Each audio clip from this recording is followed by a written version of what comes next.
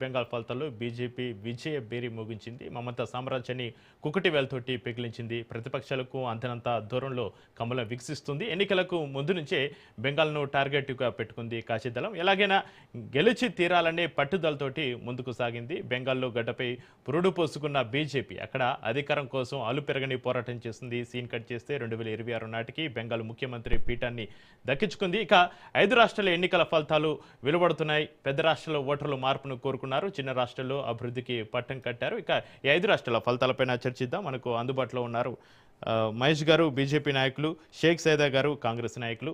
ఇద్దరికి నమస్కారం అండి. మహేష్ గారు, షేక్ సైదా గారు, నమస్కారం అండి. నమస్తే నమస్తే అన్న.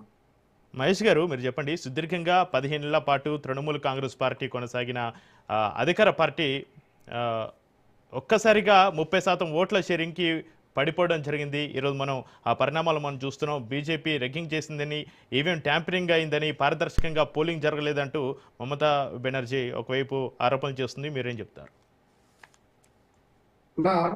ఈరోజు బీజేపీ కార్యకర్తలు పడ్డ కష్టానికి ఒక గుర్తింపు కావచ్చు, బెంగాల్ ప్రజలకు విముక్తి కావచ్చు, ఈ రోజు మొదలైందని అనుకోవచ్చు. 15 ఏళ్లుగా బెంగాల్ ప్రజలను పట్టి పీడించిన ఒక ఇవిల్ లాంటి ఒక పాలన అందించిన మమతా బెనర్జీ యొక్క అహంకారాన్ని, గర్వాన్ని, గౌరవాన్ని తీసి నేలకేసి కొట్టారు బెంగాల్ ప్రజలు. అందుకే రోజు బీజేపీకి పెద్ద ఎత్తున, ముఖ్యంగా 2/3 మెజార్టీ పట్టం కడుతున్నారు అక్కడ భారతీయ జనతా పార్టీకి.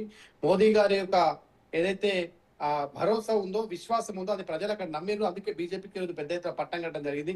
కేరో హోబాయ్ అని చెప్పేసి ఆమె నేను మొత్తం ఆట ఆడుకుంటా అని చెప్పినటువంటి ఆమెకు వికాస్ హోబాయ్ అని చెప్పినటువంటి నరేంద్ర మోదీ గారి మాటలు ప్రజలు నమ్మి విశ్వసించి ఈరోజు మాకు పెద్ద ఎత్తున ఓట్లు వేయడం జరిగింది. అయితే ఈ మధ్యకాలం మనం చూస్తా ఉన్నాం, ఎక్కడైతే బీజేపీ గెలుస్తుందో ఆ గెలుపును తట్టుకోలేక, జీర్ణించుకోలేక ఏం చెప్తారంటే ఇది ఈవీఎం, ఎలక్షన్ కమిషన్, లేకపోతే ఇంకొకటి అని చెప్తారు. ఎక్కడైతే బీజేపీ ఓడిపోద్దో అక్కడ మాత్రం ప్రజాస్వామ్యం వర్ధిల్లింది, ప్రజాస్వామ్యం గెలిచిందని చెప్పేసి ఏది ఊగతప్పుడు ఉపన్యాసాలు ఇచ్చినటువంటి ఒక కల్చర్ కాంగ్రెస్ కమ్యూనిస్టులకు అలవాటు అయిపోయింది. దాన్ని ఫేక్ ప్రాపగేషన్ చేయడంలో వాళ్ళు అక్కడక్కడ మాట్లాడుతుంటారు. అయితే దీన్ని ఎవరు కూడా పట్టించుకోవట్లేదు, విశ్వసించట్లేదు. ఎందుకంటే భారతీయ జనతా పార్టీ యొక్క మాకు తెలుసు ఏ బూత్ లో ఎన్ని ఓట్లు వస్తాయి. మా ఎలక్షనీరింగ్ అన్న మా సక్సెస్ అది. ఒక పన్నా ప్రముఖు ఆయన దగ్గర 25 ఓట్లు ఉంటే ఆ 25 ఓట్లు ఏపించే వరకు తీసుకుపోయి బూత్ తీసుకుపోయి ఏపించే వరకు that is his responsibility.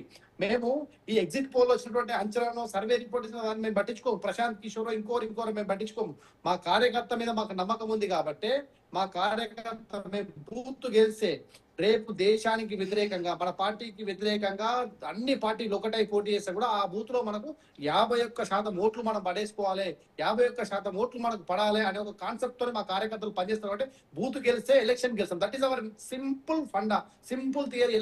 Election ఇయరింగ్ లో ఎలక్షన్ ఇంజనీరింగ్ చేతటువంటి పార్టీలు ఇక ఇది ఈవీఎం ట్యాంపర్ చేసినారు, రేపు ఇంకోటి చేసినారు. మరి ఇక టీవీకే గెలిచింది కదండి. ఇప్పుడు తమిళనాడు టీవీకే గెలిచింది, అక్కడ ఈవీఎం సరిగ్గా పనిచేసినట్ట. ఇప్పుడు కేరళలో కాంగ్రెస్ పార్టీ మంచి మెజార్టీతో గెలిచింది, ఆడ ఈవీఎంలు పనిచేసినట్ట.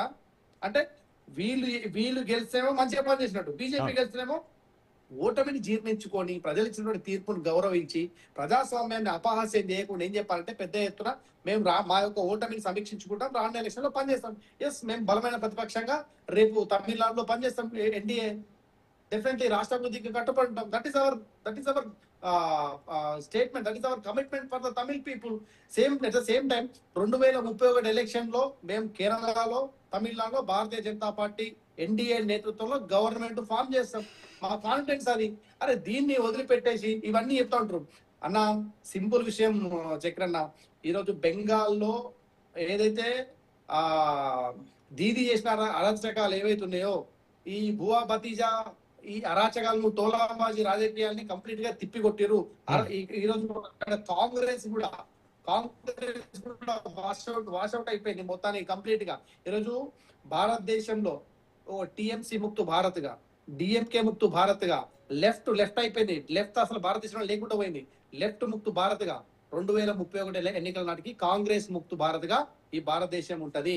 నేషనలిస్ట్ పార్టీస్ కు మాత్రమే ఈ దేశంలో పుట్టగతులు ఉంటాయి అనే ఒక నినాదాన్ని, విధానాన్ని జెన్సీ ఇస్తుంది తీర్పని.